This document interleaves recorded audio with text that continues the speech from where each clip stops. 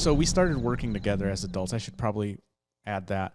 We worked how many jobs together? 3. Yeah, we worked 3 jobs in the end, and the first one was very short period of time. We worked at Portillo's. 1 day. One day, I trained you, and then I left.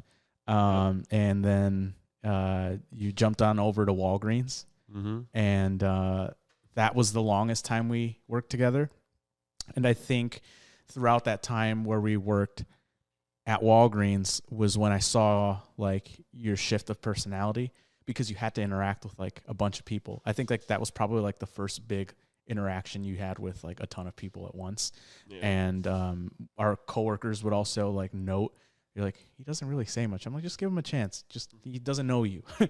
Just give him a second. It was like I was explaining to people your character like as if you were like an animal, like a dog. Like just give him a minute, and you know he'll warm up to you.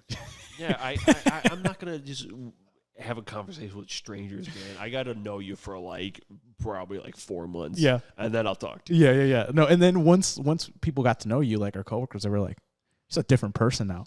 It's because he didn't really know you then. And so that's where I did notice, I guess, where it started. Like I started to notice you be more talkative and outgoing, more personable, I think was the main thing. You weren't ever like super loud or anything, but you were definitely more outspoken, I think, once we started working together. But I really did see that like big shift, like a bigger shift, when you got into a more serious relationship. But before we do that, like before we cover that, what was it like once we left high school for you? Because I went to boot camp, so like I didn't see you guys for some time. I just got some letters from you. Like 1 or 2 letters where when Trivium was releasing that album, you tried to draw it. Yeah. And I'm like, where's the rest of it? Because it was a white background and you just drew like a skull. Yeah, that's what it looked like. And I'm like, that was the cover. And then when I saw that, I was like, dude, you're either really bad at drawing or like this is a really plain album.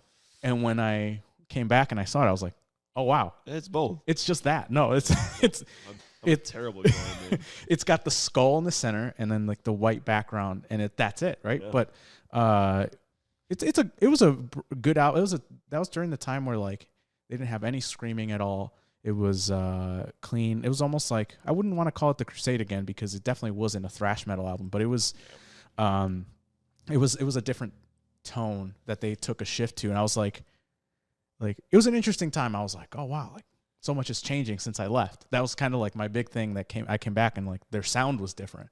It's like, oh wow, like what else is different? But for you, what was it like during those years? What was that, like 2015? I don't know. What did I even do in that year, man? I have no idea, because I went off to a university. I started dabbling in that waste of time, playing jazz, being in one of the bands. I think that's pretty much what I did. Just music and games. What made you turn away? Because nothing changed, I guess. Well, no, but I mean, I like briefly heard that you were doing the jazz thing. Like, why did you stop? Because I left the school. Oh, so you didn't like want to be like in a band like that, like a jazz type band? Like, why a jazz band?